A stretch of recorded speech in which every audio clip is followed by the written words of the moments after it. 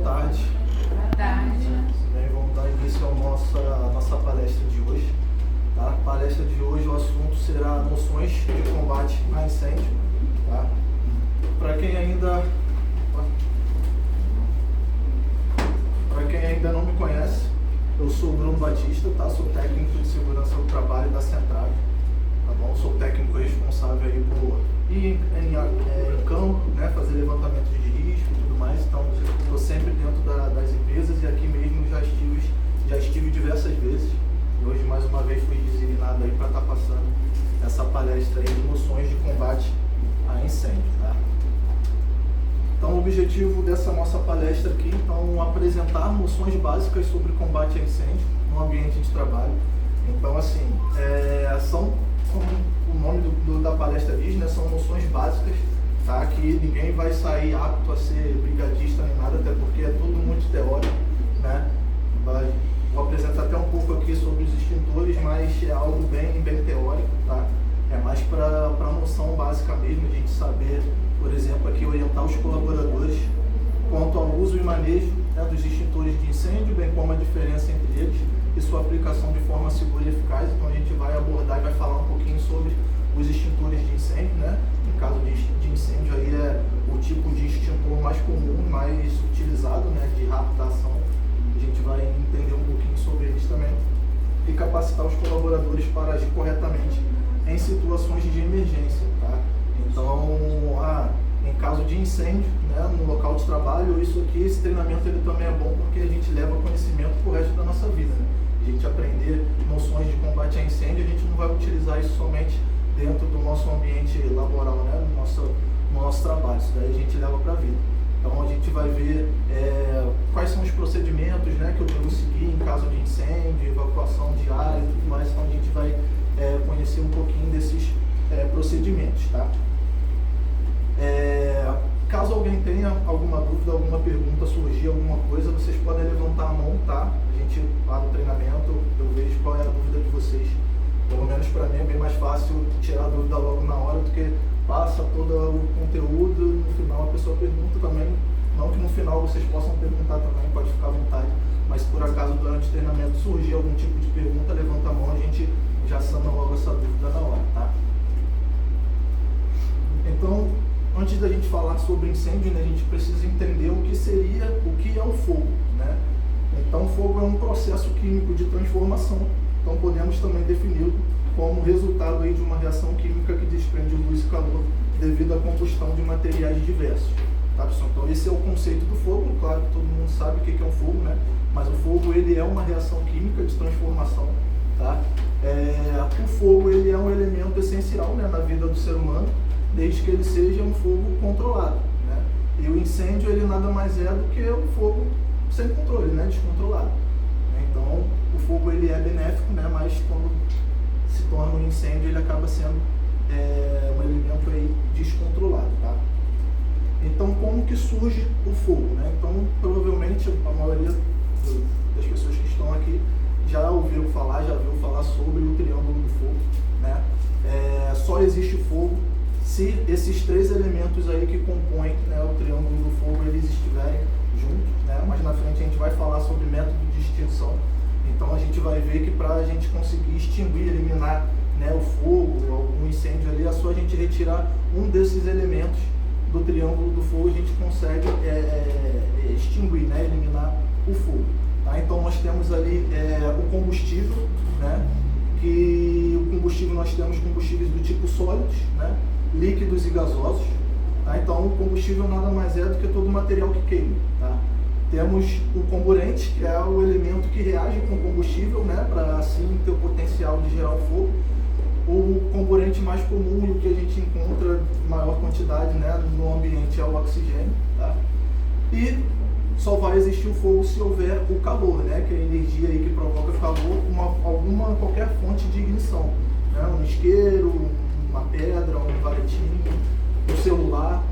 Por isso que a gente vê muito em posto de gasolina, eles falam para você sair do carro, não ficar mexendo no celular, porque, né, o combustível gasoso ali é altamente inflamável. Então, se uma lâmpada do celular estiver ligada, dependendo da situação, da concentração de gás que existe ali no ambiente, pode gerar uma explosão, pode o incêndio, tá? Mas assim, para o fogo acontecer, esses 3 elementos eles têm que estar em conjunto, tá? Não tendo um desses 3 elementos aí do triângulo do fogo, não existe fogo, tá? Então vamos entender melhor um pouquinho, né, de cada elemento do fogo, né, que compõe o fogo. Então vamos falar sobre os combustíveis, né? Então é todo material que queima, como eu falei com vocês, né? Então são sólidos, líquidos e gasosos, sendo que os sólidos e os líquidos se transformam primeiramente em gás pelo calor e depois eles inflamam. Então isso é até interessante, curioso, porque, vamos dar um exemplo, né? Hoje sexta-feira, amanhã já está chegando aí final de semana. Final de semana a gente pensa o quê? Nosso churrasquinho do final de semana, né? E aí a gente coloca, né, o carvão lá pra gente fazer o nosso churrasquinho. E a gente acha, quando a gente vê, a gente imagina que o que está pegando fogo, né, o que está gerando a chama ali, o fogo em si, é o próprio carvão, né? Mas na verdade, como nós falamos aqui, o fogo ele é uma transformação química, né? Então, através do calor, o calor aquece aquele material sólido, no caso o carvão, né, até chegar a um ponto em que esse material sólido ele começa a desprender gás inflamável. E é esse gás que realmente vira a chama, né, que gera a chama e gera o fogo, tá? E isso acontece tanto nos materiais, nos combustíveis sólidos e líquidos, né? E o gasoso já não, porque o gasoso ele já está, né, num estado gasoso inflamável, tá? Então, combustíveis sólidos, né, tem como característica, eles são materiais aí que queimam tanto em profundidade quanto em superfície, tá? E depois que eles terminam a sua queima, né, termina de queimar, ele sempre vai gerar algum tipo de resíduo, normalmente cinzas, né? Então, o que seriam, né, esses combustíveis sólidos? Madeira, papel, tecido, algodão, etc. Então, materiais sólidos aí que podem pegar fogo, tá? Temos os líquidos, né, que tem como característica, ele só queima na sua superfície, né, ele não queima em profundidade, tá? E depois que ele queima por completo, ele não vai deixar resíduos igual o material sólido, né? Ele não deixa nenhum tipo de cinza nem nada, ele queima por completo, tá?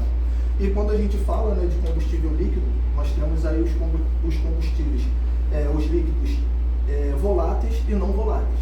Então os voláteis são os que desprendem gases inflamáveis a temperatura ambiente. Então ele não precisa receber nenhum tipo de calor para começar a desprender esse gás inflamável para ter o potencial de gerar fogo, tá? Então nós temos alguns exemplos aí, o álcool, o éter, benzina, etc. Então são líquidos altamente inflamáveis porque ele não precisa receber nenhum tipo de calor para poder liberar esses gases, tá?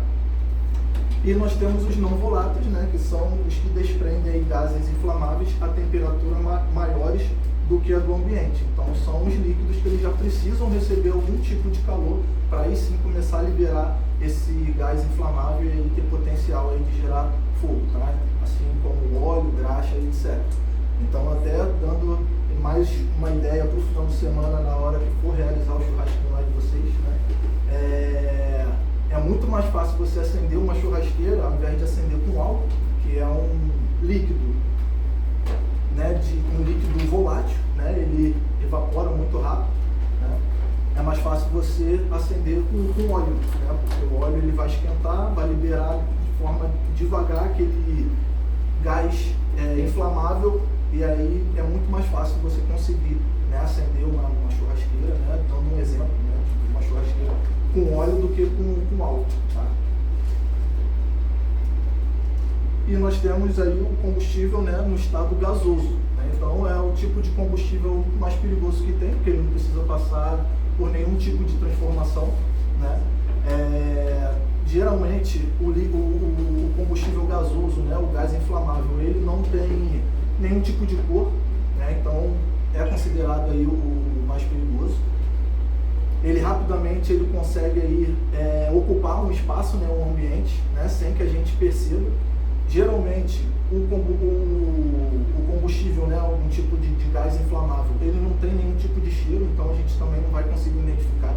É até curioso porque o gás de cozinha, ele na verdade ele não tem cheiro, né? O gás em si ele não tem cheiro, e a gente costuma sempre falar, cara, eu não estou sentindo cheiro de gás quando tem algum vazamento, mas na verdade, né, as empresas elas colocam uma essência no botijão de gás para que, se por acaso houver algum tipo de vazamento, a gente consiga identificar através do cheiro, porque se não tivesse aquele cheiro, a gente provavelmente não iria identificar nenhum tipo de vazamento, e ali qualquer, como nós vimos ali, né, o triângulo do fogo, qualquer fonte de ignição ali poderia gerar algum tipo de explosão. Então eles colocam essa essência que é, na verdade, a gente fala como é o cheiro do gás, mas na verdade o gás em si, ele não tem cheiro, tá?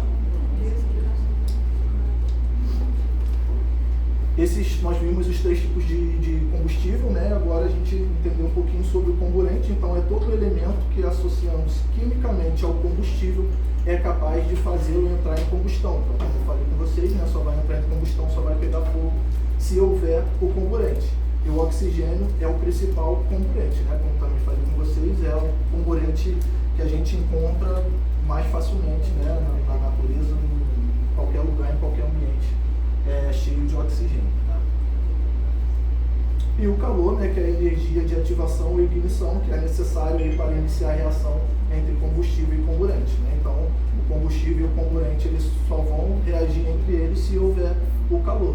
Né? Como eu falei aqui com vocês, o exemplo do carvão.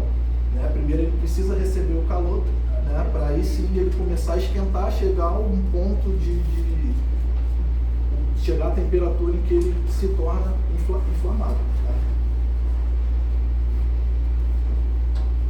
E aí nós temos as classes de incêndio, tá? Quando a gente fala de fogo, fala de incêndio, nós classificamos, né, um incêndio em 5 grupos, tá? Então nós temos classe de incêndio de classe A, B, C, D e K.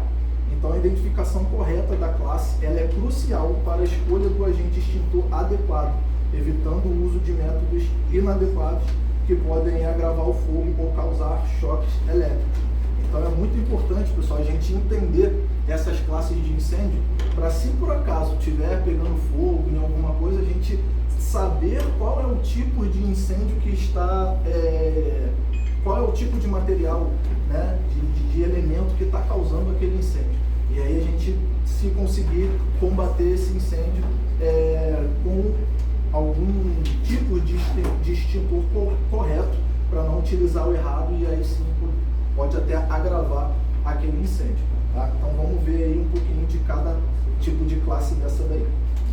Então nós temos aí incêndios de classe A, então são incêndios em materiais sólidos, né? Então, como eu falei com vocês, papel, madeira, tecidos, né? Então esses materiais apresentam algumas propriedades, então deixam resíduos quando queimados, né? Como eu falei, cinzas, geralmente, e queimam em superfície e em profundidade. Então o que seria isso, queimar em superfície e profundidade? Né? Queima em superfície, porque está liberando gás inflamável, ele vai queimar em superfície, e em sua profundidade. Então imagina isso daqui pegando fogo.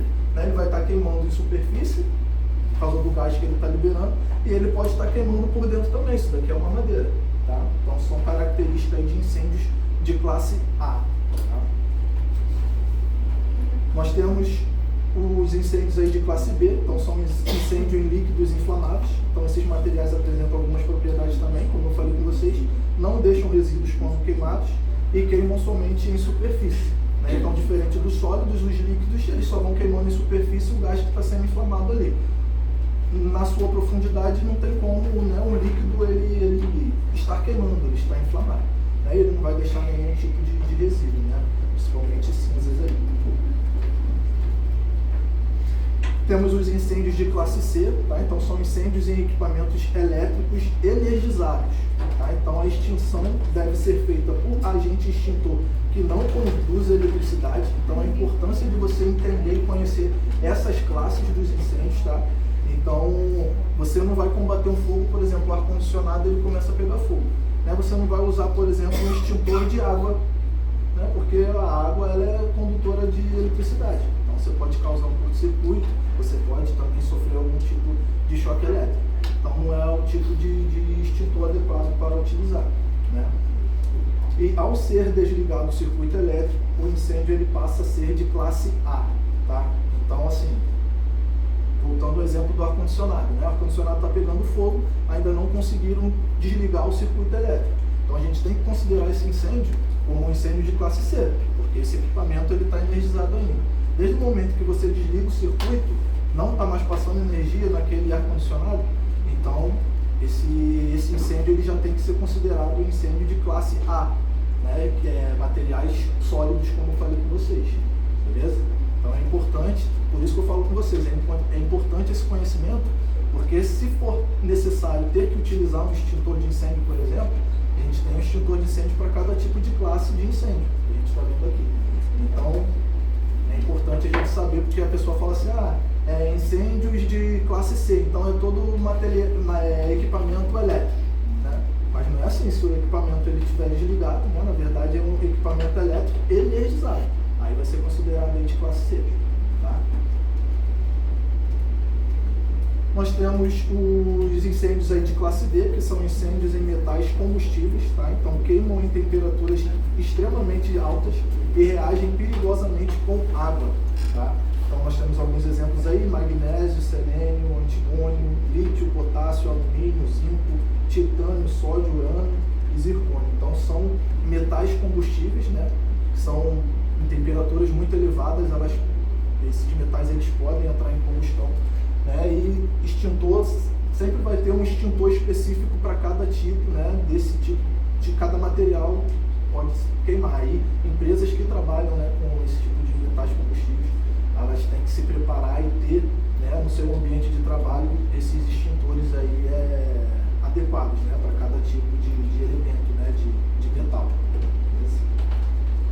E nós temos aí os incêndios de classe K, que são incêndios em óleos e gorduras de cozinha, né?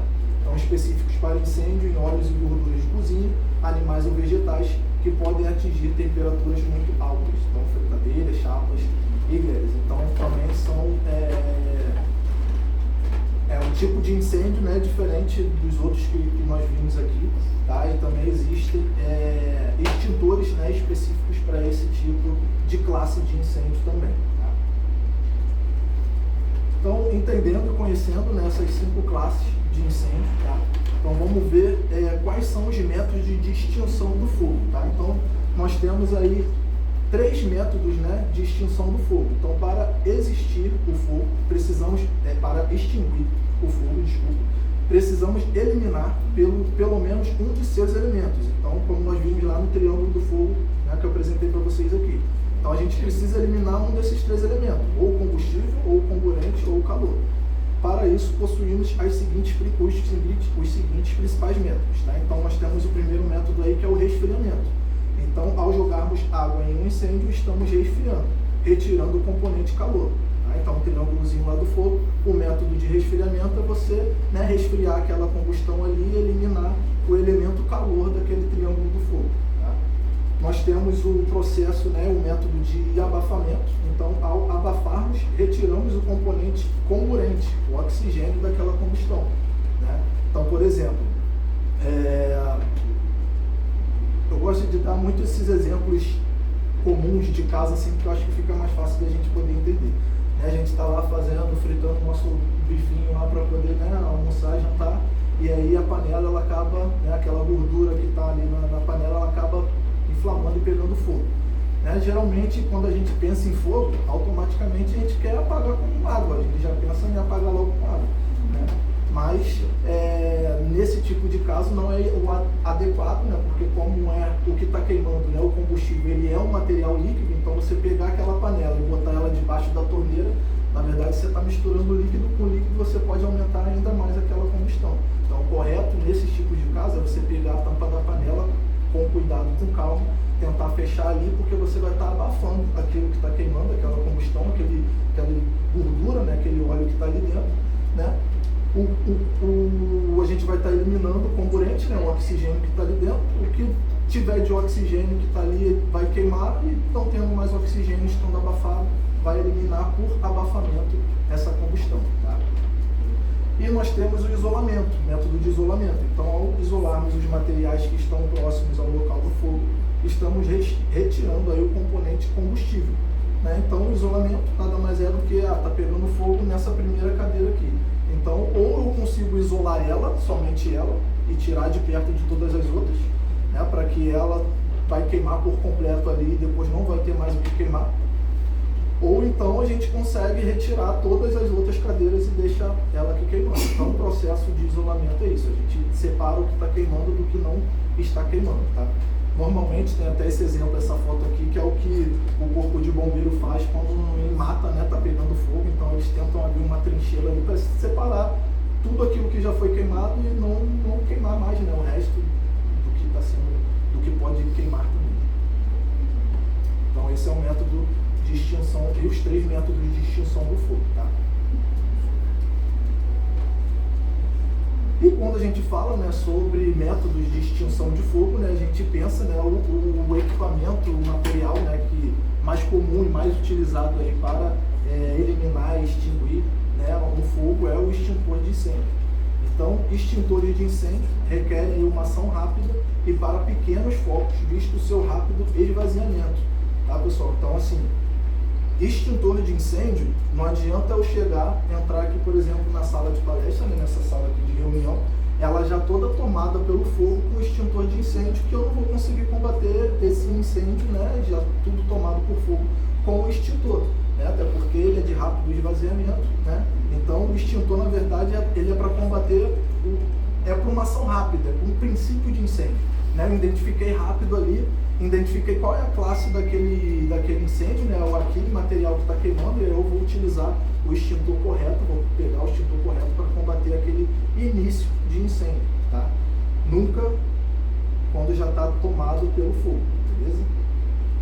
Acessibilidade, né, então deve estar instalado em locais de fácil acesso e boa visibilidade com acesso aí desobstruído, né? Então, como é um equipamento de ação rápida, então por isso que eles precisam sempre estar bem localizados, né, para não existir extintores muito espaçados um do outro, né, para aí, se houver necessidade, imagina, você está pegando fogo em alguma sala aqui em cima e não tem nenhum extintor aqui em cima, só tem extintor lá embaixo, né? Então, até o tempo que você desce para pegar um extintor até subir, o fogo já se espalhou rapidamente, o fogo ele se espalha rapidamente, né? Então, é importante essa parte da acessibilidade, tá?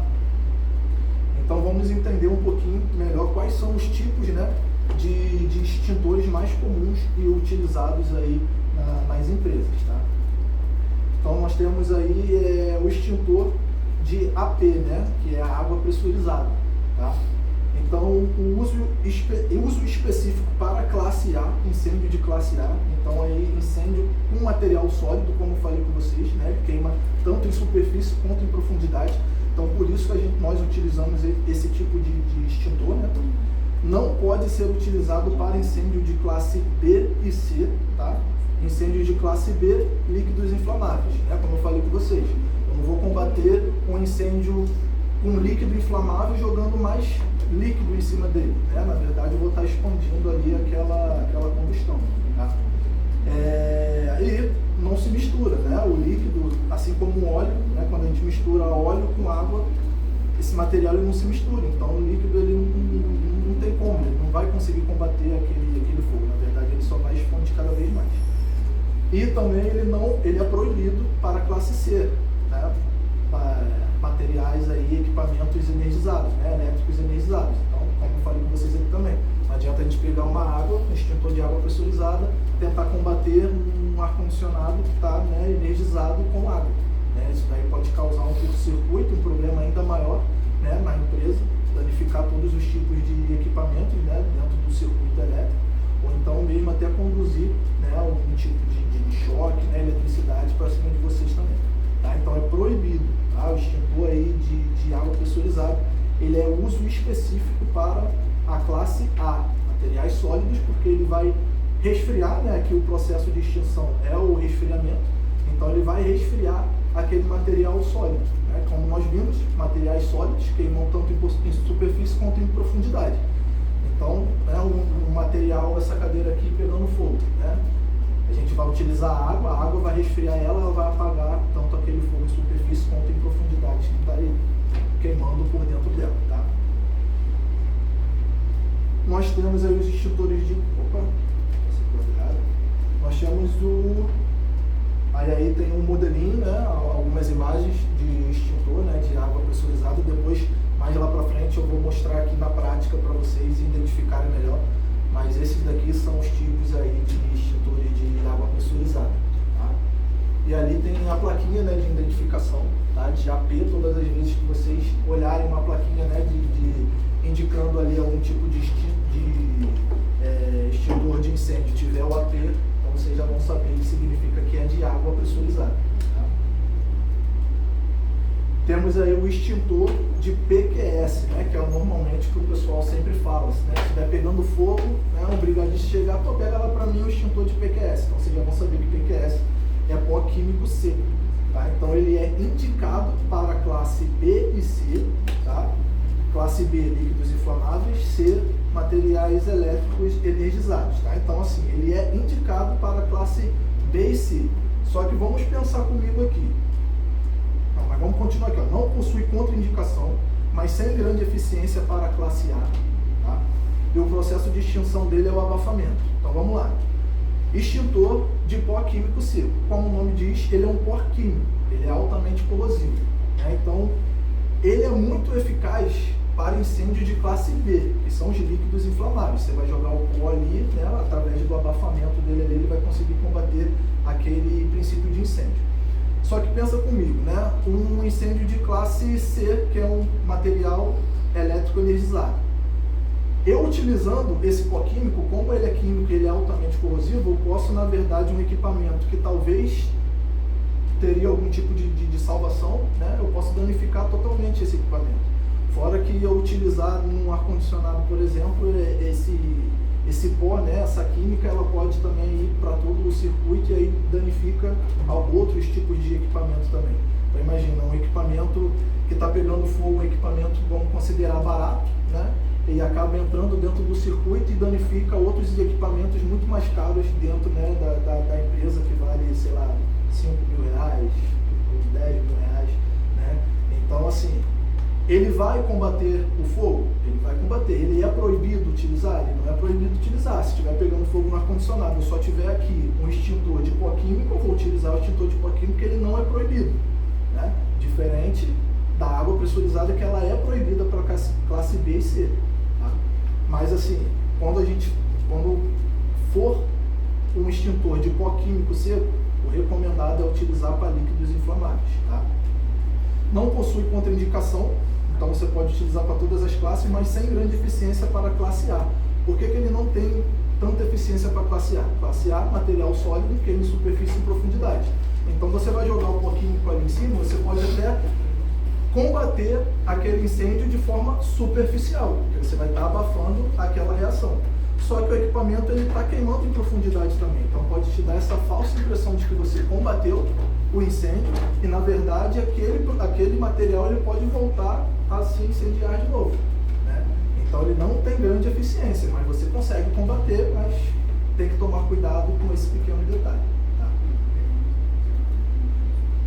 E aí também nós temos alguns exemplos, vocês podem ver que é muito parecido, né, com o extintor de água, né, pressurizado. Depois aqui, quando for explicar na prática, vocês vão entender um pouquinho melhor. Tem alguns detalhes, algumas características que dá para a gente identificar a diferença de um para o outro. Tá? E ali a etiquetinha de identificação também, importante. Né? Ali a gente tem até um suporte, né, de extintor que está com a sua etiqueta. Tá? E essa daí é o de pó químico.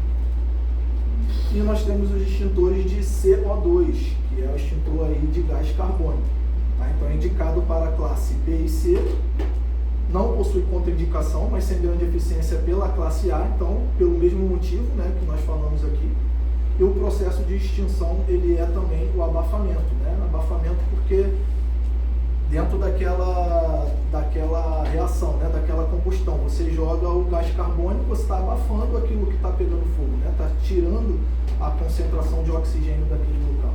Então é dessa forma que o extintor ele acaba agindo. Tá? Indicado aí para a classe B e C. Né? E aí esse é o tipo de extintor mais adequado para a classe C, né? O equipamento energizado.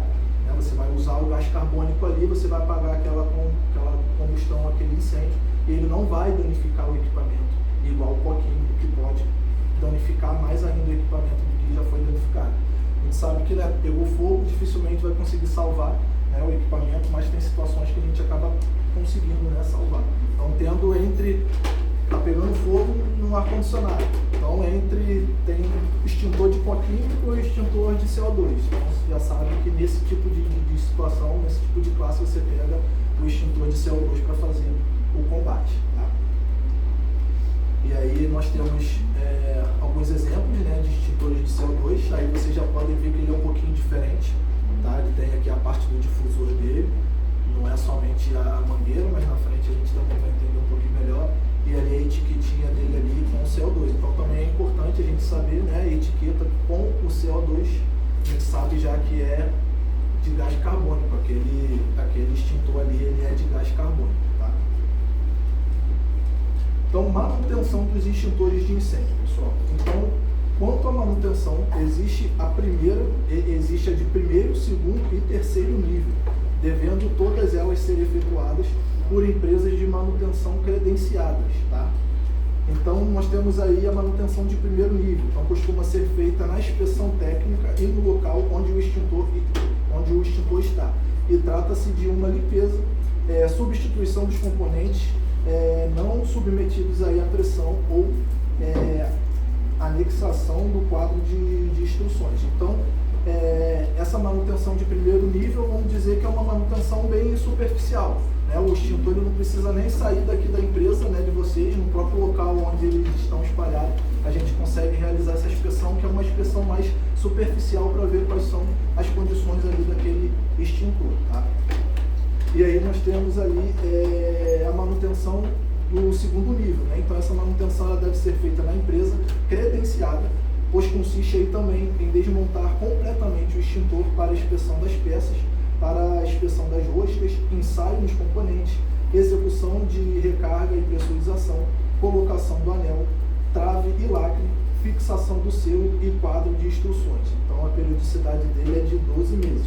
Então pelo menos uma vez ao ano, né, todos os extintores eles têm que passar por essa manutenção de nível 2. Tá? Que aí já sai daqui, a empresa vem aqui, né, recolhe os extintores, leva para lá e faz toda essa verificação que a gente está vendo aqui, tá bom? E temos, né, a manutenção dos extintores aí de nível 3, né, o terceiro nível. Então nessa manutenção há uma revisão total, incluindo o ensaio hidrostático, a qual deve ser feito a cada 5 anos. Então o que seria esse ensaio hidrostático? Então, além desse processo todo de inspeção, né, de manutenção do nível 2, ele também passa por esse ensaio hidrostático, que é uma simulação de pressão, né, ver se esse cilindro, né, ele ainda está resistente, né, porque o material que está aqui dentro, ele está sob pressão, né, o material combustível aqui dentro, o material extintor, ele está dentro do cilindro em pressão. Então esse ensaio hidrostático nada mais é do que isso, verificar se ele ainda está resistente a essa pressão. Tá? Então esse tipo de manutenção ela acontece de 5 em 5 anos. Tá? Se você não souber quando foi feito o último ensaio ou se o extintor foi exposto a danos térmicos ou mecânicos, essa manutenção deve ocorrer antes desse prazo. Né? Então eu não sei quando que meus extintores teve esse tipo de manutenção, né, de nível 3. Então, eu tenho que pegar esses extintores e realizar essa manutenção de nível 3, tá? A não ser que você consiga ter o controle. A gente vai ver aqui sobre as etiquetas, mas eu já dei uma olhada aqui, os extintores daqui não consta qual foi a data dessa manutenção de nível 3, somente de nível 2, que é aquela anual. Então, assim, o que eu recomendo é sempre dar uma olhadinha, de repente não está gravado na etiqueta, mas alguém tem o controle disso. Tá? Caso não tenha, aí seria legal, interessante e importante indicar vocês que realizem essa manutenção de nível 3 nos extintores daqui da empresa. Tá? O que é importante, como eu falei para vocês, é passar por esse teste, né, hidrostático, para ver como é que está, porque, né, de repente pode até acontecer algum tipo de acidente com o extintor, tá bom? Então todos os extintores que passam aí por manutenção de segundo e terceiro nível devem apresentar um anel de plástico que fica localizado entre a válvula e o cilindro, contendo a identificação da empresa que realizou essa manutenção. Então os anéis possuem diversas cores que identificam aí o período, tá? Então, o período ele é de 1º de janeiro, né, de um ano até 31 de dezembro, né, no final do ano. Então, é um período de um ano. Então, a cada ano, né, a cor desse lacre, né, ele muda. Então, nós vemos ali que desde 2019 era a cor amarela, 2020 verde, 21 branco, 22 azul, 23 preto, 24 laranja e nesse ano de 2025 está na cor púrpura, né? E aí a partir, né, do ano que vem a gente volta a esse ciclo novamente, vai lá, no ano de 2026 será a cor amarela. Então esse tipo de anel de plástico ele é para facilitar, né, a minha visualização para ver se esse equipamento ele está dentro da validade, dentro da manutenção, se ele aconteceu essa manutenção naquele ano ou não. Então, como vocês podem reparar, os extintores de vocês aqui está certinho, está com o lacre ali com o anel na cor púrpura, né? A cor roxa. Então, isso significa que ele já passou por essa manutenção aí de pelo menos nível 2, né? Que é pelo menos o que está indicado aqui nos extintores, né? Nas etiquetas, tá bom? Deixa eu ver se tem mais alguma informação. E aqui, né, depois vocês podem dar uma olhadinha, vai estar o nome, né, da empresa que realizou essa manutenção. No lacre vem escrito o nomezinho da empresa também, tá? Então, obviamente, né, esse anel ele não pode ser violado, tem que manter. Se por acaso em alguma inspeção, nessa verificação, manutenção de nível 1, como eu falei para vocês, que é só aquela manutenção mais superficial, eu identifiquei que não tem esse lacre, então a gente tem que entrar em contato com a empresa, né, e falar lá, tem um extintor aqui que o anel de identificação está com o pit, está violado, não tem mais, aí ele vem e coloca outro, tá bom? Mas em 1º de janeiro de 26 já tem que trocar esse lacre? Não, então, aí essa manutenção ela ocorre uma vez ao ano, né? Então vamos supor que a manutenção de vocês foi no meio do ano, em junho, né? Então esse lacre, a cor do lacre só vai mudar quando ele passar por essa manutenção, né? Então geralmente o que as empresas fazem é logo no início do ano já realizar essa manutenção de nível 2. Que aí você fica certinho, né, para o resto do ano. Não que você vai estar errado, né, porque ainda vai estar no prazo dos 12 meses.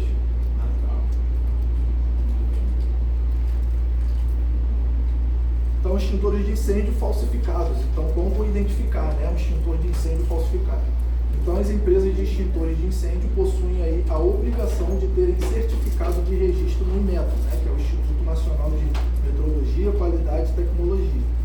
E devem compulsoriamente obedecer às normas da fabricação, NBR 15.808 e 15.809. Contudo, existem pessoas aí que optam por fugir dessas normas, né?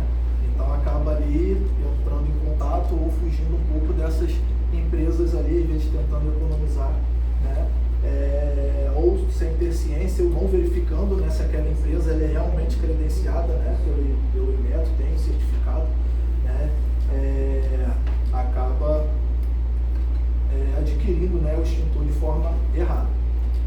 Então o rótulo ele deve conter as informações referentes ao tipo de agente extintor e as orientações para as classes de fogo apropriadas. Então são esses rótulos, né, que essas identificações que vêm logo na frente deles. Então precisa haver ali o tipo de agente extintor, né, o nome dele, se é de água pressurizada, se é de pó químico seco, se é de CO2, né, gás carbônico.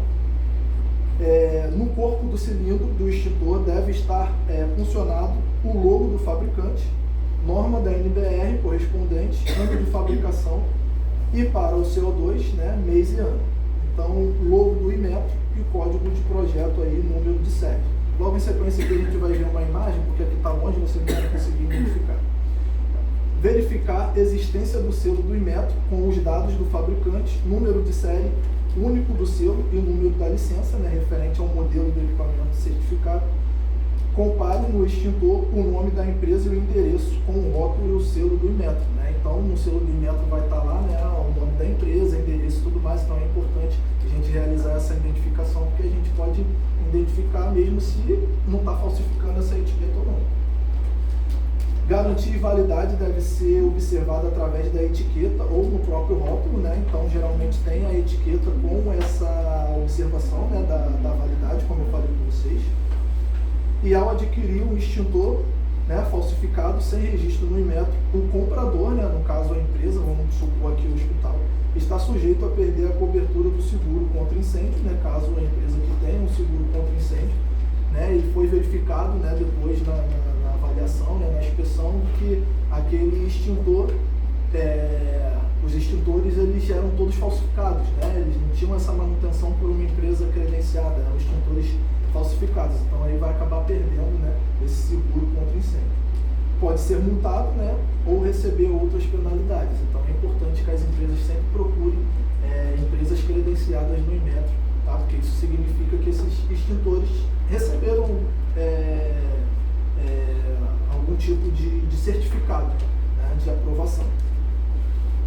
E aqui nós temos um exemplo, né, dessa etiqueta. Então tem ali a parte da faixa holográfica, número do selo, né, o número de série do selo, número da licença, né, do fabricante, né, da empresa que fabricou aquele extintor de incêndio, e todos os dados do fabricante também ali contendo o CNPJ dele. Tá? Então é importante que tenha essa etiqueta do fabricante no extintor e que, ao adquirir o extintor, sempre confira todas essas informações para ver se essa empresa ela é credenciada mesmo ou não. Tá? Então, inspeção nos extintores de incêndio. Então, todos os extintores eles devem ser submetidos à inspeção periódica visual, buscando identificar falhas ou danos, e tais informações devem ser adotadas caso o equipamento apresente alguma anormalidade. A empresa responsável pela manutenção dos extintores deverá ser informada. Né? Então, isso daí é algo óbvio, como eu falei com vocês aqui. É importante fazer essa verificação, e aqui deve ter alguma equipe, né, ou alguma pessoa responsável por realizar essa identificação, e qualquer anormalidade, né, entrar em contato com a empresa de vocês, né, que terceiriza esse serviço, né, empresa credenciada, para realizar essa manutenção desse equipamento. Na inspeção visual deve-se verificar as condições da pintura, do lacre, mangueira, válvulas, manômetros, etiquetas existentes, né, fabricantes e do Inmetro, como eu falei aqui com vocês, e nas etiquetas verificar se o mesmo encontra-se dentro da validade permitida, tá? Então, geralmente, pessoal, até já mostrar aqui para vocês, geralmente o extintor, ele tem a parte da identificação, essa etiqueta maior aqui, ela é a parte da identificação, né, dos elementos, né, de qual é o tipo desse extintor e quais são as classes, né, que eles podem combater.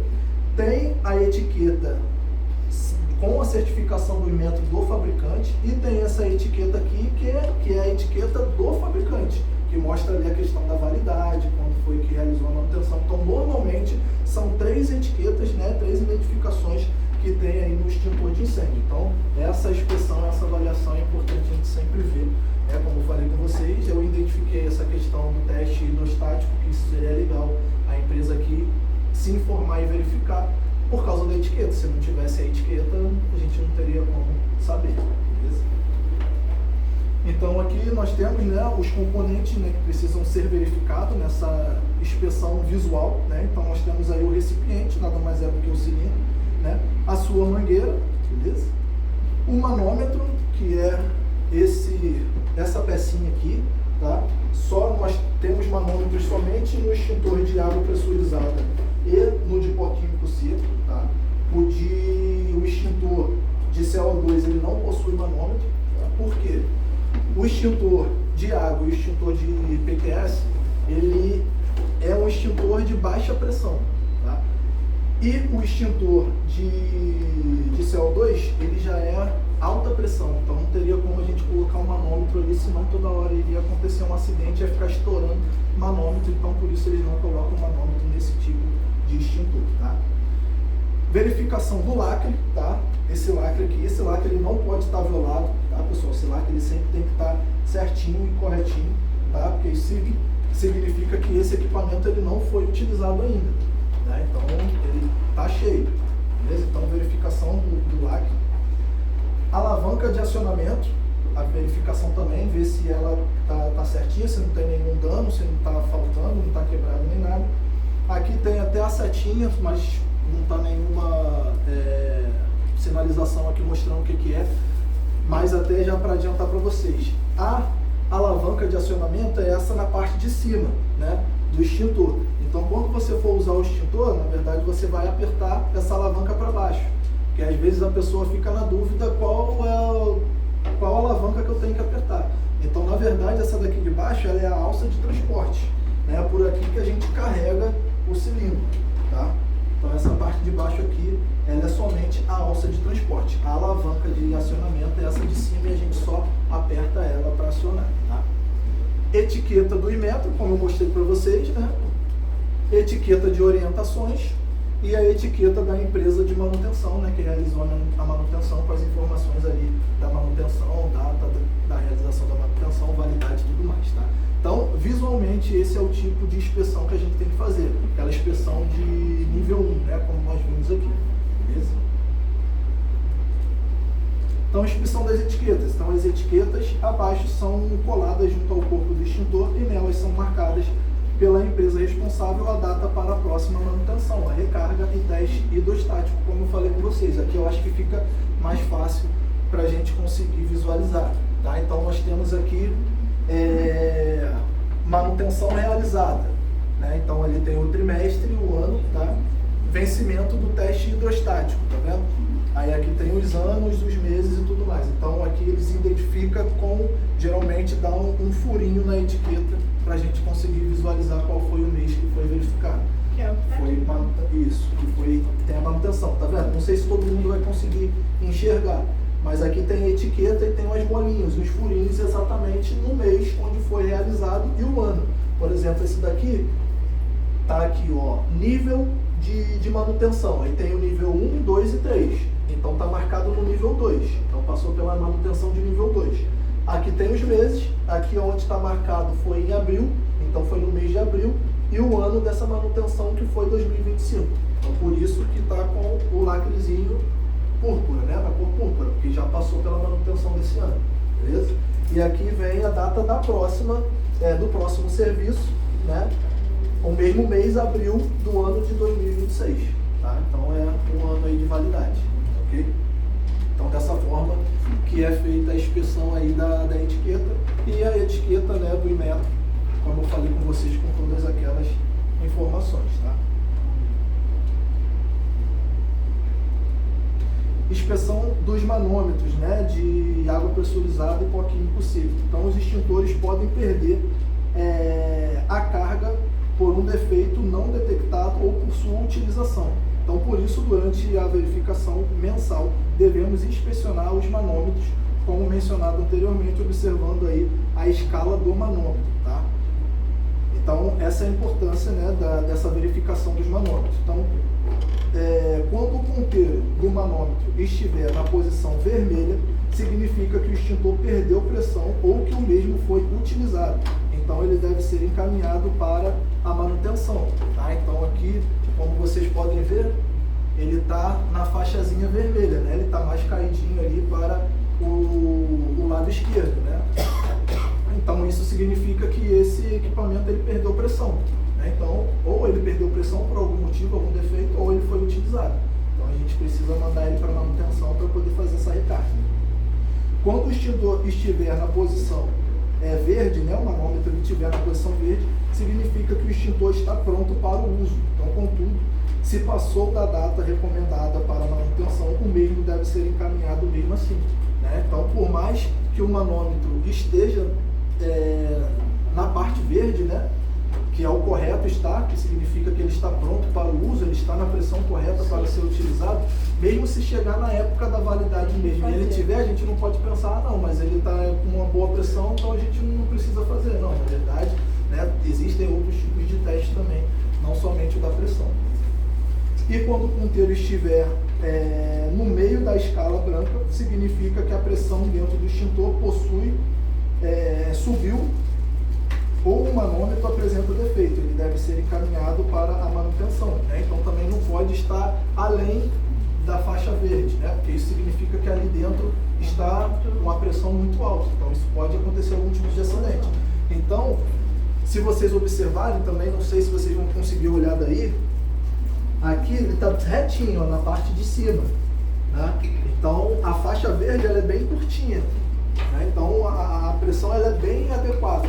Então, é importante a gente sempre realizar essa verificação dessa pressão no manômetro também, tá?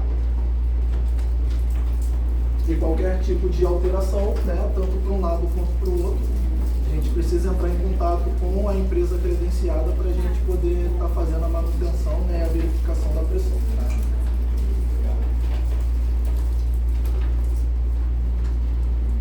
As mangueiras devem ser verificadas procurando identificar rachaduras, ressecamento ou qualquer anormalidade na sua estrutura, tá, pessoal? Então também faz parte, né, da inspeção do extintor verificar as mangueiras, né? As mangueiras elas são feitas de um material de borracha, então com o tempo ela pode ressecar, ela pode quebrar, né, de alguma forma, né? Então ter algum tipo de rasgo e aí vai acabar perdendo a pressão. Então a gente precisa também fazer a verificação da mangueira, tá? Os punhos, bicos ou difusores devem ser verificados procurando identificar se estão obstruídos, rachados ou qualquer anormalidade na sua estrutura, tá? Então, difusores. Difusor, na verdade, só o CO2 tem, que é essa parte daqui, né? Essa parte de plástico aqui. Isso daqui é o difusor, tá? Então a gente precisa fazer essa verificação, ver se não tem nenhum tipo de rachadura, se não está quebrado nem nada. Tá? O difusor ele nada mais é para você conseguir direcionar melhor, né, esse agente extintor na hora do combate ao incêndio. Tá?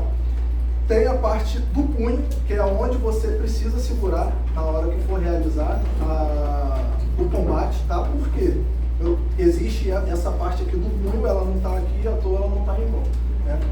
O CO2, quando ele sai daqui de dentro, ele está em alta pressão, e quando ele sai daqui de dentro, ele sai congelando, né? Ele sai congelando. Então, toda essa parte de plástico aqui, não sei se vocês já viram um vídeo, se vocês já participaram de algum treinamento prático, então essa parte aqui ela fica toda branca, né? Então, se você segurar por aqui nessa parte de plástico, já era, você queima a mão, né? Então, por isso que tem esse punho aqui, essa empunhadura, que é por aqui que tem que segurar, tá?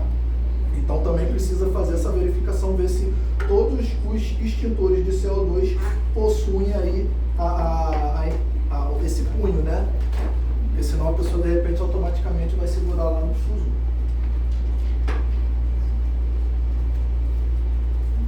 Os lacres, pinos de segurança e alavanca devem ser verificadas, então procurando identificar se estão rompidos ou qualquer anormalidade na sua estrutura, né? Então nós temos o pino e o lacre, né, que é esse lacrezinho aqui de cima. Né, nós temos o anel, que é esse aqui de baixo, né, e temos o lacre aqui de cima, que ele serve mesmo para lacrar e mostrar que esse extintor não foi utilizado. Senão, né, sempre tem um brincalhão que vai chegar aqui, se isso aqui não tivesse lacrado, ele ia ficar tirando, né, o anel, daqui a pouco o extintor ia estar todo sem essa trava. Né, a trava nada mais é para você não ter um acidente, né, de um acionamento acidental. Né? Então, para isso que serve esse lacre. Então, essa verificação também, se o lacre está certinho, tá? Você vê que aqui, ó, eu aperto e ele não dispara. Né? O lacre ele serve para isso. O lacre, né?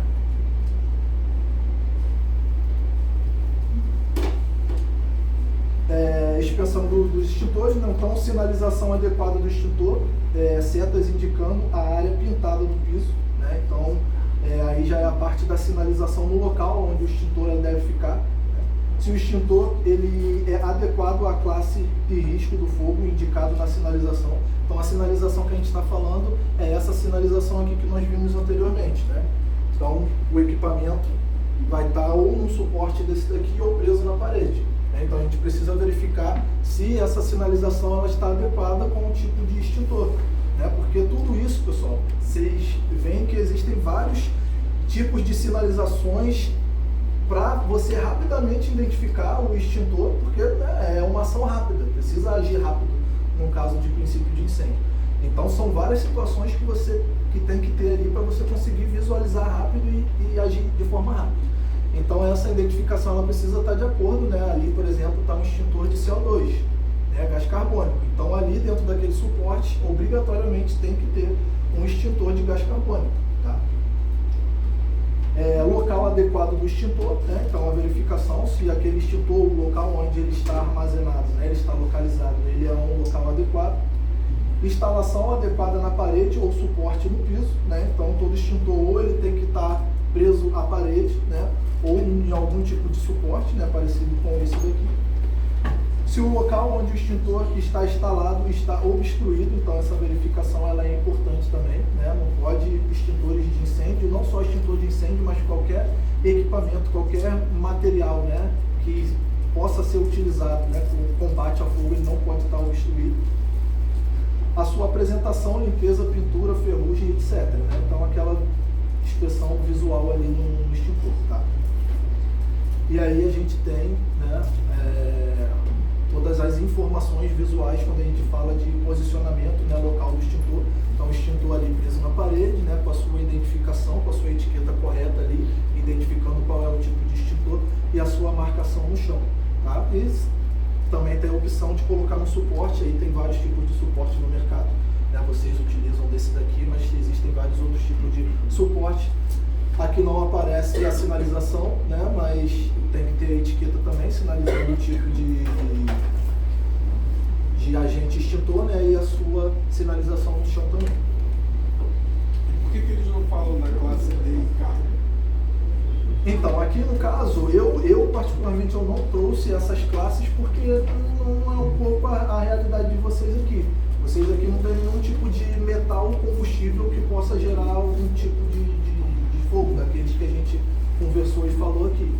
Então eu não trouxe pra gente não ficar perdendo preços nessas classes é específico? Ela é específica. Para cada tipo de metal existe um tipo de extintor específico. É um tipo de pó também, é um pó químico que reage com esses metais para poder extinguir o fogo.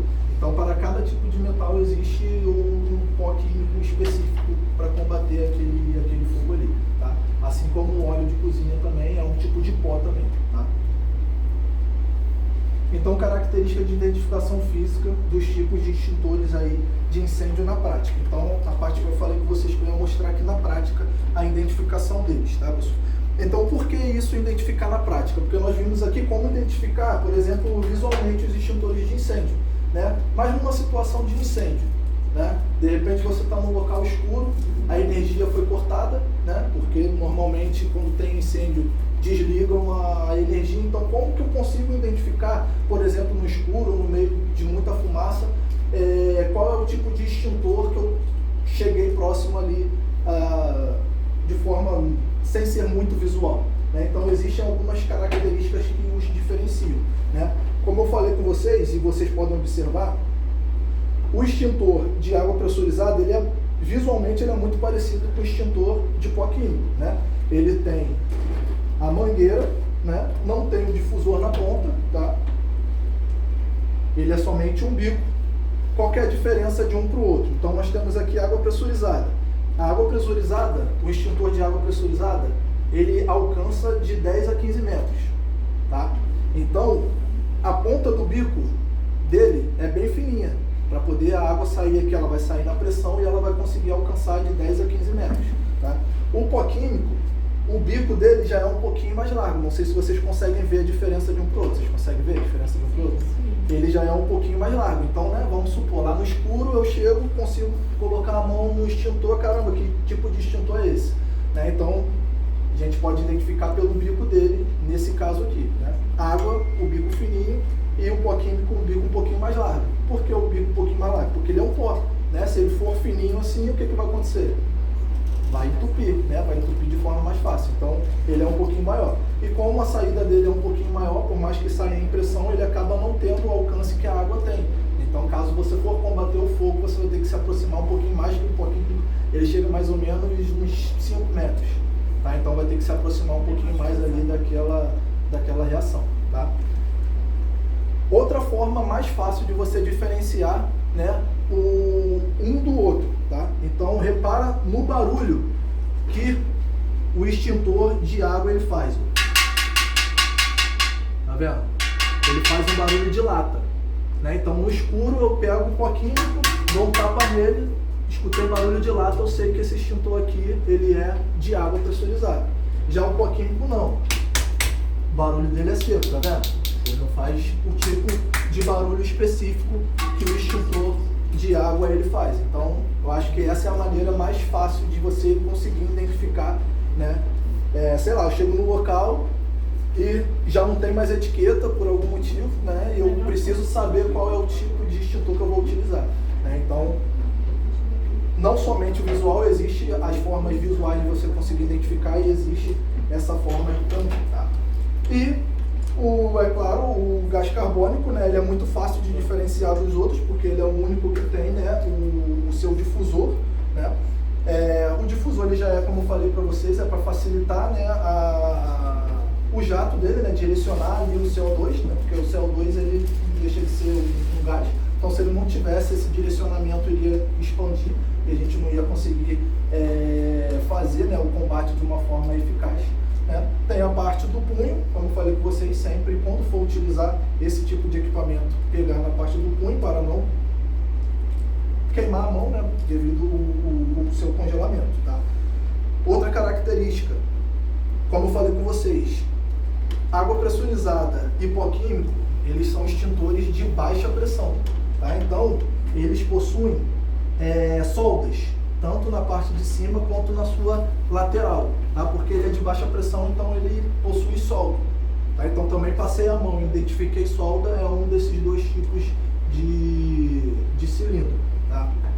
Já o gás carbônico não, o CO2, ele já é de alta pressão, então ele não tem nenhum tipo de solda, né? Que a gente chama de costura, na verdade. Então ele não tem nenhum tipo de solda, porque aqui dentro ele tem uma pressão muito mais elevada do que nos outros dois, tá?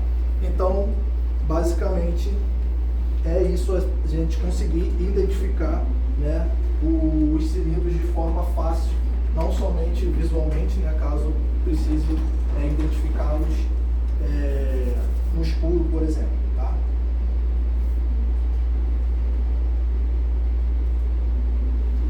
Então aqui a gente tem a parte da sinalização, né, pessoal? Então essas sinalizações aí de combate a incêndio, rota de fuga, então é importante o conhecimento, né, dessas sinalizações, como nós vimos aqui, etiquetas dos extintores, né, hidrantes, né, bomba de incêndio, alarme de incêndio. Então são placas, né, sinalizadoras que vai indicar, né, toda essa parte ali de combate a incêndio e rota de fuga, caso aconteça algum tipo de emergência, tá? Então é importante as empresas, né, terem essas placas bem identificadas, né, rotas de fugas bem identificadas, para facilitar ali na hora da emergência. O extintor do carro é qual faz? Então, hoje em dia, carro não é nem mais obrigatório, né, utilizar, mas como existe a bateria, normalmente a gente vê o pó. Então aqui, pessoal, nós vamos ver aqui, a gente já entendeu um pouco, né, sobre o fogo, sobre os extintores, né, e agora a gente vai falar um pouquinho em relação a incêndios, tá? Então eu trouxe aqui para vocês alguns casos, né, importantes e curiosos que aconteceram, de algumas tragédias que aconteceram aqui no Brasil. Então nós temos o exemplo aí do Gran Circo norte-americano. Foi um incêndio que aconteceu aí no dia 15 de dezembro de 61, local aqui em Niterói, né? Número de vítimas 503 pessoas, né? Número de vítimas fatais. Então, principalmente quem é mais da antiga, com certeza, e quem é daqui, né, Niterói, São Gonçalo, com certeza conhece, né, essa tragédia, né, esse incêndio. Então ele aconteceu, né, no Gran Circo norte-americano. Na época era considerado o maior circo da América Latina. Então, para a montagem desse círculo, demandava de uma mão de obra muito grande, né?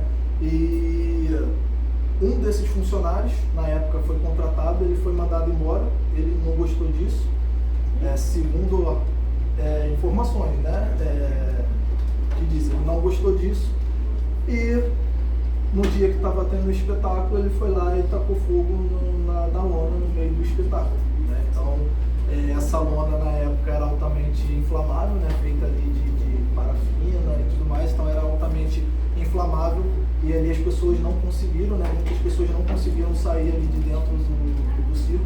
Então, assim, 503 pessoas foram vítimas fatais, fora, né, as pessoas que sofreram algum tipo de queimadura. Então foi Muitas pessoas acham, até hoje, que foi um incêndio... Criminoso. Ele, na verdade, ele foi criminoso, mas achavam que era acidental. Mas, na verdade, não. Ele foi um incêndio, né, criminoso. Tá? E ele é considerado, até hoje, ele é a tragédia com o maior número de vítimas fatais aqui do nosso país. Foi esse do Gran Circo norte-americano. Tá? E aí nós temos do edifício Joelma, né? Então aconteceu aí dia 1º de fevereiro de 74, em São Paulo. Então número de vítimas, 188 pessoas, né, vítimas fatais. Tá? Então foi um incêndio que ele acabou acontecendo devido a um curto-circuito, né, num ar-condicionado de um dos andares, e rapidamente se espalhou, né, e acabou atingindo aí todo esse edifício. Né? A partir, né, depois desse incêndio, é que foi criada a primeira norma regulamentadora aí, que regulamenta, né, que traz ali algumas orientações relacionadas aí a combate de incêndio no nosso país, que até essa data aqui não tinha nada, não tinha nenhum tipo de norma, né, que regulamentava, que dava algum tipo de diretrizes voltada para isso. Então foi depois desse incêndio aqui que aí começaram essas novas regulamentações, tá? E também, como um caso curioso, né, em relação a incêndio em arranha-céu, né, em prédios, o edifício Joelma, em relação ao número de vítimas fatais, ele fica atrás somente daquelas torres gêmeas, né, do World Trade Center lá do estado de Nova York, né, para vocês verem também o tamanho, né, desse incêndio. Tivemos também o edifício Andorinhas, né, aconteceu dia 17 de fevereiro de 86, então o local aqui no Rio de Janeiro, número de vítimas fatais de 23 pessoas, né. Por que eu trouxe esse incêndio, nessa tragédia? Na época, ali já foi em 1986, então ao vivo estava passando na televisão a tragédia, né? Eles estavam transmitindo ao vivo na televisão, então dava para ver, se vocês procurarem na internet, né, vai ter vários relatos, várias imagens. Então pessoas se jogando da janela, né, desesperada ali, não aguentando mais aquela fumaça, aquele fogo, e as pessoas no desespero. O que, como último suspiro de vida, as pessoas tentando se jogar, era se jogar ou morrer por causa da fumaça ou queimada. Então são imagens bem fortes. Tem uma imagem de um rapaz que o câmera lá filmou a pessoa praticamente morrendo na janela, porque não conseguiu pular, não conseguiu sair. Nessa época, a equipe de resgate de bombeiro não era tão preparada igual hoje em dia. Então as cenas são bem fortes aqui desse incêndio. E uma das mais atuais, né, da Boate Kiss, aconteceu dia 27 de janeiro de 2013, em Santa Maria. Então o número de vítimas fatais aí, 242 pessoas, né, vieram a falecer. Então esse é o segundo maior acidente em relação a vítimas fatais, né, ficar atrás somente do Gran Circo norte-americano. Né, também para vocês verem a dimensão, né, dessa tragédia. Acho que todo mundo aqui conhece, né, o que aconteceu. Uma banda estava se apresentando, né, e através de, né, um artefato, né, acabou, não, na verdade foi um fogo, né, acabou atingindo ali, e tinha um material de isolamento acústico, né, que era altamente inflamável, então acabou se espalhando, né, gerando ali aquele incêndio, acabou pegando muito rápido. E essa espuma, ela gerava uma fumaça muito densa, né, muito forte. Então, a maioria, quando conseguiram controlar, né, as chamas, foi verificado que a maioria das pessoas, elas morreram não foi nem por causa do fogo em si, queimadas. Na verdade, elas morreram porque ficaram por causa da fumaça, né. Então, as pessoas não conseguiram sair, né, só tinha uma entrada e uma saída, então as pessoas não conseguiram sair. Fora essa questão, né, da estrutura de acesso, né. Depois que aconteceu isso também entrou várias outras regulamentações, que hoje em dia que as coisas começam a mudar quando acontece, mas depois parece que vai esquecendo e as coisas voltam a ficar como era antes. Na época fecharam um monte de casa de show por causa de questões de saída de emergência.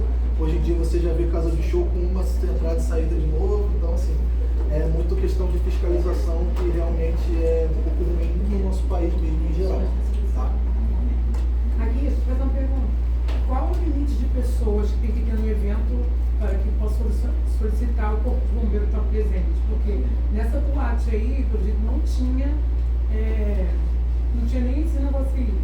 Eu acho que isso aí depende do tamanho do local, né? Aí vem no alvará, acredito eu. Isso é uma informação que aí eu já não consigo passar para você, que aí isso já é com o corpo de bombeiro. Mas aí isso vai depender do quanto aquele ambiente, aquele local suporta. Aí vai ter que fazer um estudo e tudo mais. Com certeza aqui estava superlotado, né? Tinha muito mais pessoas que deveriam ter. Essas casas de chão não pode ter extintores? Porque isso aí poderia ter. Né? Pode e deve ter extintores. Com certeza tinha, mas foi muito rápido. Aqui foi muito rápido. Como eu falei com vocês, né? Esse material, né, acústico, ele era feito de espuma e essa espuma era altamente inflamável. Então, Chama de lambeu, né? Foi muito rápido. Não deu tempo de controlar, entendeu? E fora todos os procedimentos que nós falamos aqui, uma entrada e uma saída, existe a situação que falam que seguranças, né, eles não tinham a comunicação de quem estava na portaria e quem estava lá na frente, não deixava sair porque achou que estava o pessoal querendo sair sem pagar a comanda, então começou a segurar todo mundo. Então assim, foram vários procedimentos errados que acabou acontecendo, né, que gerou esse número aí de vítimas fatais aí tão grande. Tá?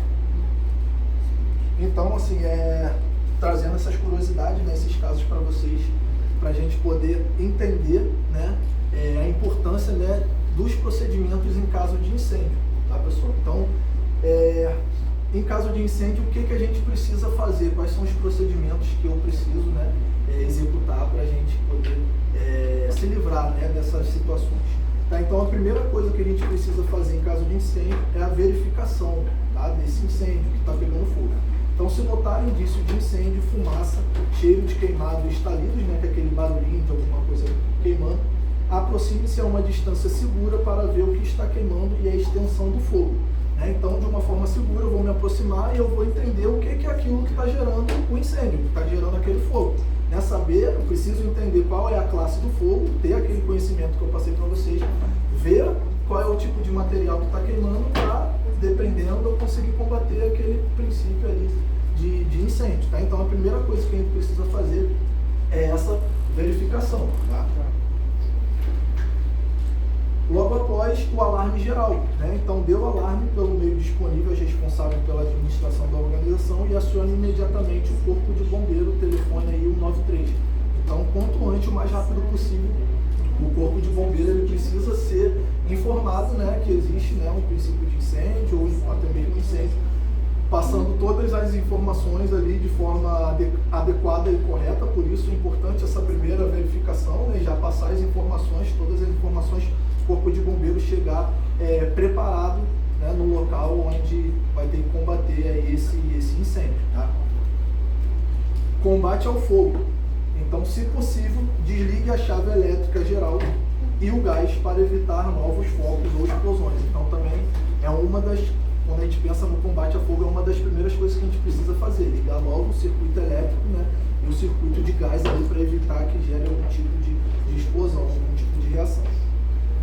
Procure impedir a propagação do fogo combatendo as chamas no estágio inicial. Tá? Então, a pessoa que for apta, achar que tem capacidade, né, de conseguir combater aquele princípio de incêndio no estágio inicial, sempre lembrando isso. Né? Não adianta, novamente, chegar aqui, tudo tomado pelo fogo, com o extintor na mão, que o máximo que vai fazer é atacar o extintor e sair correndo. Não vai conseguir combater aquele fogo. Né? Então, se a pessoa for apta, identificou qual é o tipo de material que está queimando, peguei o extintor adequado para aquele tipo de classe de incêndio, combati o fogo. Então, utilize o equipamento de combate ao fogo disponível nas áreas comuns aí da edificação. Né? E aqui é a forma correta do combate ao fogo. Né? Então, primeira coisa, a gente pega, né, o extintor, posicione-se no sentido do vento. Então, onde tem vento, né, a gente vai se posicionar no sentido do vento, nunca contra, né, para aquele fogo, né, aquele incêndio, ele não vir para cima da gente. Aproxime-se do foco do incêndio cuidadosamente, né? Então, devagar, numa distância, né, considerável, né, a gente vai se aproximar do fogo. Movimente o jato em forma de leque, atacando a base do fogo, tá, pessoal? Então, assim, por exemplo, um material sólido está queimando, queima em superfície e em profundidade. Qual é o extintor que eu vou utilizar? Água pressurizada, né? Eu vou resfriar aquele material sólido que está queimando. Então, esse tipo de material, eu vou pegar o extintor de água, vou combater diretamente na fonte. Porque eu preciso resfriar aquele material sólido que está queimando, né? Então, eu vou direcionar diretamente na fonte e vou manter ali até eu conseguir resfriar aquele material, né? Já o CO2 e o pó químico, o processo de extinção dele é o que? O abafamento. Então, a gente precisa fazer esse movimento para que não direcionar ele o tempo inteiro no local, porque a função dele é tirar o oxigênio daquela combustão. Então, eu faço esse movimento para eu pegar o máximo de espaço possível para combater ali e eliminar aquele oxigênio daquela reação, tá?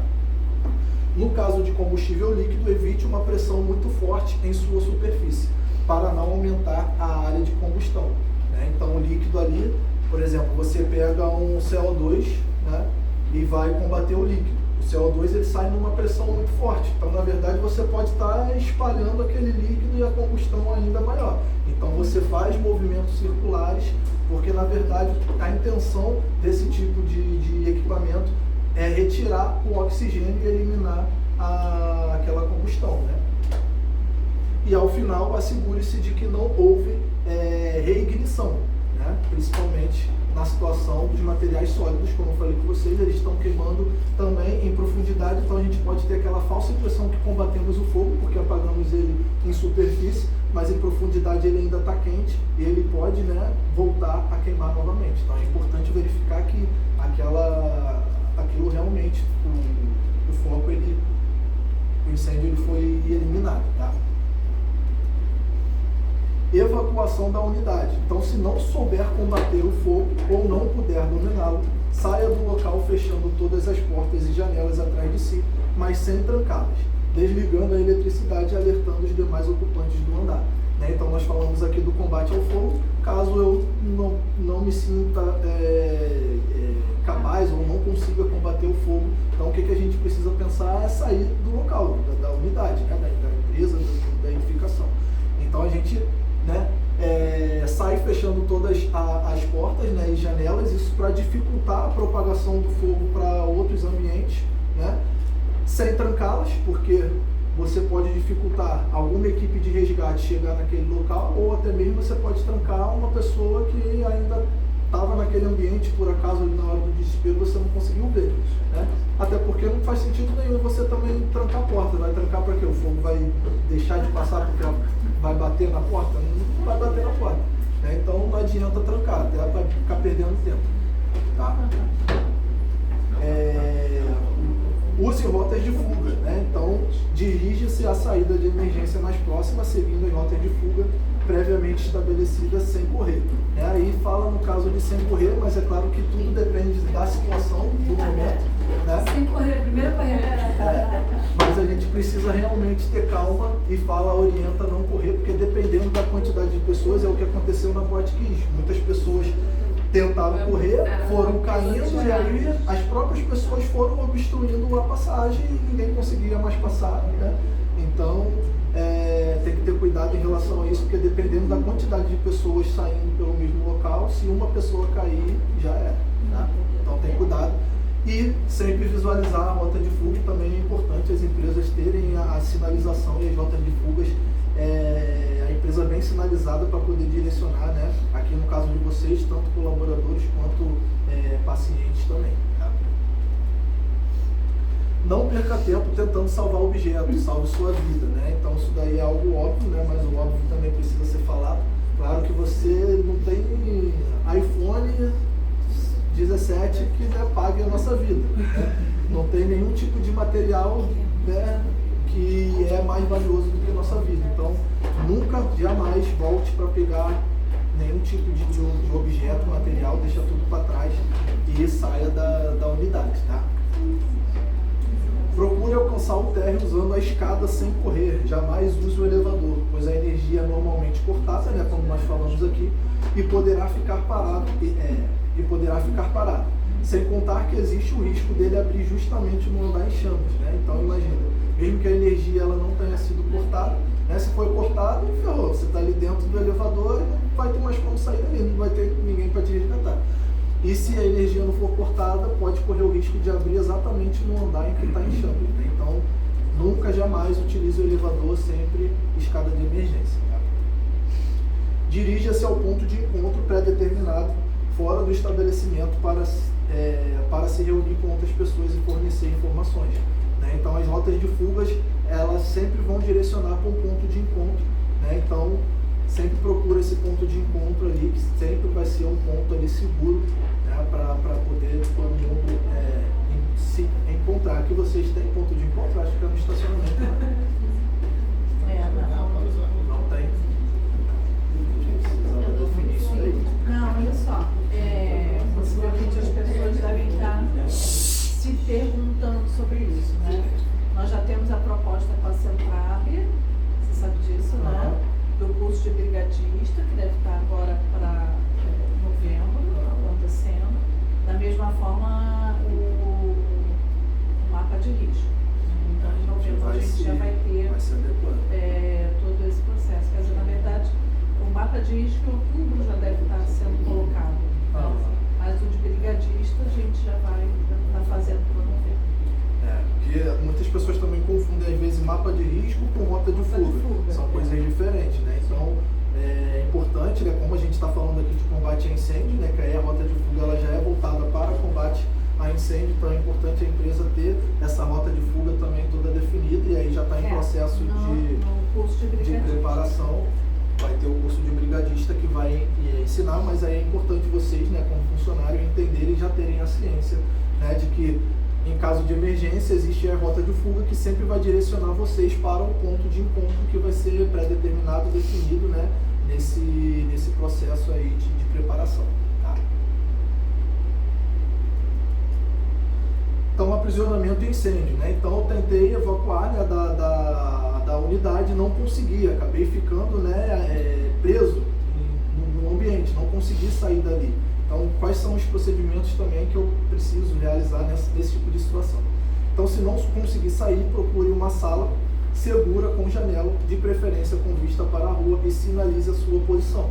Né? Então, uma das primeiras coisas, você precisa sinalizar que você está preso naquele ambiente. Então, procura sempre uma sala que tenha janela, tá? Para vocês conseguirem sinalizar, né, as equipes de resgate que naquele local tem gente a ser resgatada. Feche, mas não tranque a porta do ambiente onde estiver.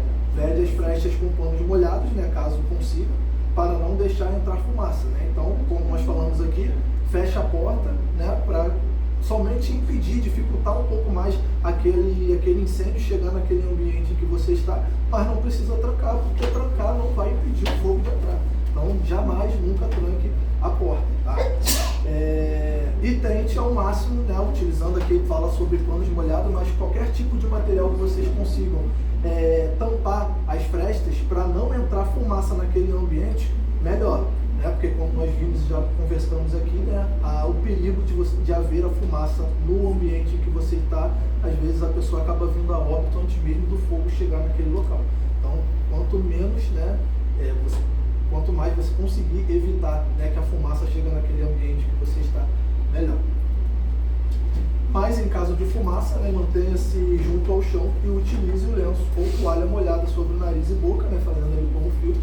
Deixa a fumaça escapar abrindo uma janela ou quebrando o vidro aí se ela for fixa. Tá? Então, em caso de fumaça, é bom, a gente tem que procurar sempre se manter próximo ao chão, principalmente se a gente estiver saindo do local, até na hora da evacuação, se tiver muita fumaça. A gente tem que se manter próximo ao chão, até mesmo em rastejo, porque a fumaça ela é menos densa do que o ar, então a tendência da fumaça é subir. Então a gente sempre vai conseguir encontrar mais oxigênio na parte de baixo, próximo ao chão. Tá? Isso numa situação em que você não consiga, né, encontrar outra forma de conseguir respirar, a não ser que seja próximo ao chão. E aí fala, né, de algum tipo de lenço, né, ou toalha para você usar como filtro para não ficar inalando ali aquela fumaça. Tá? E fala até em relação a abrir janela, né, ou até quebrar janela, né, porque para tentar eliminar o máximo possível e não ficar aquela fumaça acumulada naquele ambiente em que você se encontra. Tá?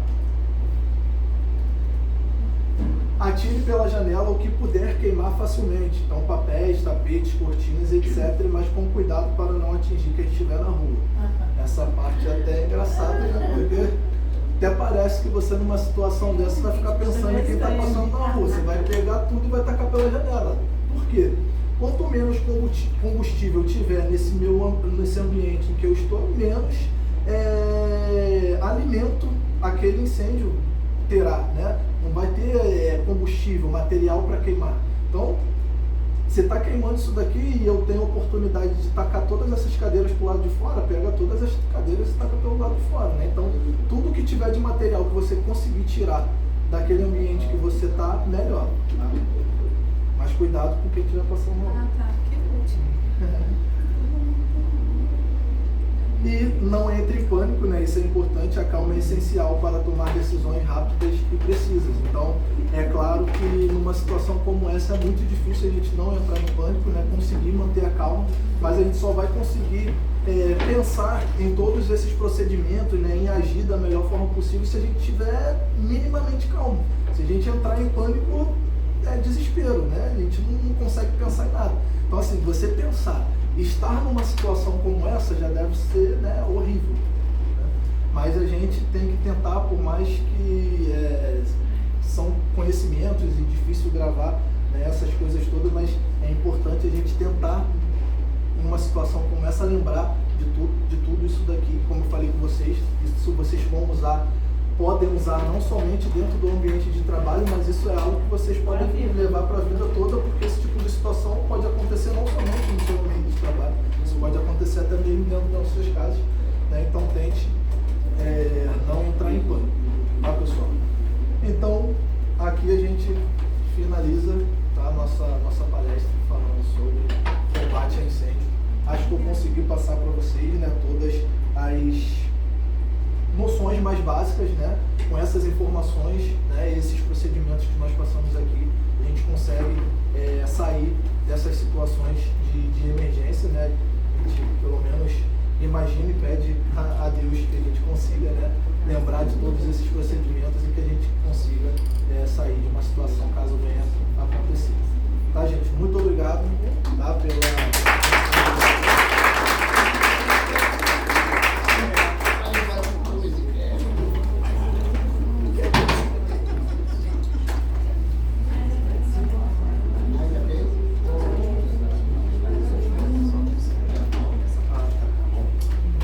Pessoal, então vamos fazer uma gincanazinha com vocês, tá? De perguntas e respostas, com brinde para vocês. Então vai ser rapidinho. Então vai ser rapidinho, tá? Eu queria falar só uma coisa. Tem um livro, O Mais Triste Espetáculo da Terra, que conta a história do circo de Niterói. É espetacular. E ele tornou o Brasil um país de ponta na cirurgia plástica. Se quiser, é só mudar aqui o... Muito legal.